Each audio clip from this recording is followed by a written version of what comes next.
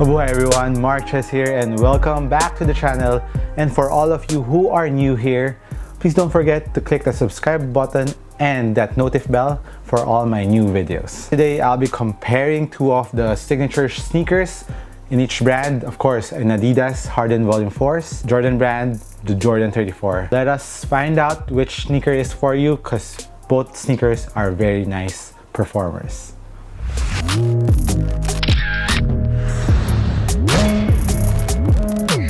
So before we start, if you haven't watched and you want to watch the full performance review of each of the sneaker, I'll put up the link here for a more detailed performance review. So now let's start off with the uppers of both sneakers. The Jordan 34 features a mesh upper, which is very thin. Little disclaimer, the materials used especially for the upper of the Jordan 34 varies in different colorways. So my pair may be different with yours. This has a mesh upper, which is very thin. Air circulation, ventilation on this sneaker is very good. It is very supportive, very durable, and it is fused in all the right parts of the sneaker. While the Harden Volume 4s features a mesh upper, and a little disclaimer again, similar to the Jordan 34, it really depends on the colorway that you bought. Mine is the barbershop colorway, and I've seen one, the green one has a knit upper. So if you want a more premium prime knit material upper, you can go with that one, but I'm basing it again with my pair, and a lot of colorways from the Harden Volume 4 features this material. In the toe box area is a suede material, and around the heel part of the sneaker too. I would say the support is also very nice. Instead of the fused forefoot area, they had suede materials all over the sneakers in the forefoot, at the heel part of the sneaker, and in the mid part there's a wing like structure to give you extra support and lockdown. If you want more comfy upper, if you want that textile feel around your foot and you don't want that much break-in time on your sneaker, the Harden Volume 4 will give you that. The Harden Volume 4's upper is very soft. It's very comfy around your feet, and when you break them in, the suede material becomes a lot softer too. So as for support, a little bit edge on the Jordan 34 because of how not stretchy the materials. As for durability of the sneakers, I would also give the slight advantage on the Jordan 34s because it looks more durable compared to the Harden Volume 4s. Moving on to the lockdown in the footbed, both have excellent lockdown. Your feet won't be moving around the footbed. Moving to the heel part of the sneaker, for heel support, heel lockdown, and ankle protection, a little advantage on the Jordan 34 for that because I feel my ankle and heel more protected because the Harden Volume 4s is a lot lower compared to the Jordan 34s. You can see that goes up by just a bit and it is more snug around the ankle. I can really feel the lockdown on the Jordan 34. As for confidence around the heel, slight advantage on the Harden Volume 4s because the materials are a lot softer. You can see this, I can bend it more compared to the Jordan 34s, which is a lot stiffer, and the internal TPU plate is a lot higher and bigger compared to the Harden Volume 4s, which is a little bit lower and it doesn't go up around the higher part of your heel.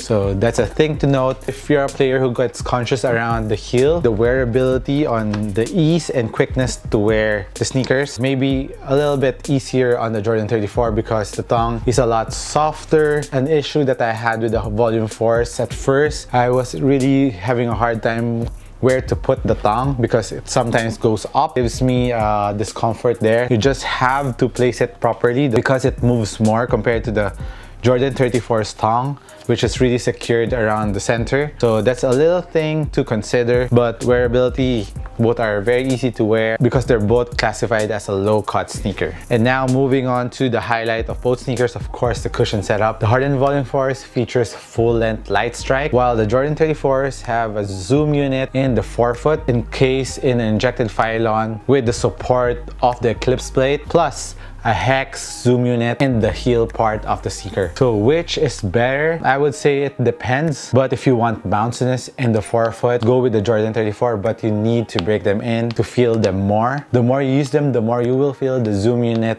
in the Jordan 34. But as for the hex zoom in it, I'm not feeling it until now. Clips plate, as you use it more, it becomes more fluid, if you get what I mean. So at first it was kind of stiff. The new feeling that I had with the clips plate for the full length light strike, forefoot area, just enough bounciness, but the impact protection around the ball of your foot and at the heel part of your foot is very nice on light strike. Impact protection in the forefoot and heel is better compared to the Jordan 34. If you want bounciness, you would go more with the Jordan 34. Responsiveness, I would give them a tie, but court feel, the Harden Volume Force, because it is a lot lower on the ground, especially in the forefoot area. Now, moving on to the traction of both sneakers. Both traction needs a little bit of break-in time, but after break-in, I would give a slight advantage on the Jordan 34 because it grips harder on the floor compared to the Volume Force. And what I noticed about the Volume Force, it picks up a lot of dust quicker. Nothing a light wipe can fix. The 34's, the traction is pretty good. Although it doesn't squeak a lot, still grips very nicely on the floor and it's very well spaced. So I will give a slight advantage on the traction on Jordan 34's. So as for the width of the sneakers, a lot of you have been asking me about that. So let's compare them. In the forefoot area, they're about the same, but a little bit wider around the mid part of the Hardens because it protrudes more around that area. And for stability, I would say pretty much the same. But for the Hardens, it's pretty much flatter on the traction compared to the Jordan 34, which has a more rounded shape around the forefoot area. That's a thing to consider, but both sneakers felt very stable when you're using them, when you're stopping. And as for the heel part, yeah, pretty much the same there. And as for the sizing of the sneakers, Jordan 34, I went true to size. It fits me well, and the Harden Volume 4, again, half size down. If you're a wide footer, go half a size up on the Jordan 34s and true to size on the Volume 4s, or better yet, try them in store if you can, because we all have different foot. And as for the pricing of both sneakers, the Harden Volume 4 is 7,000 pesos, while the Jordan 34 is 8,500. So 1,500 pesos difference, or around $25 or $20 difference. This is more expensive. Performance-wise, I would say I would go more on the Jordan 34 because of a nice transition that I feel on the Jordan 34. And I really like the support that I'm feeling. I like the bounciness in the forefoot. The Harden Volume 4 is also not that bad, but if you don't like that bounciness feel in the forefoot, for example, a friend of mine doesn't like that much bounciness around the forefoot of his sneaker, so he often buys the Marquee Boost, the full length boost setup, and of course this one, the Light Strike. He likes it because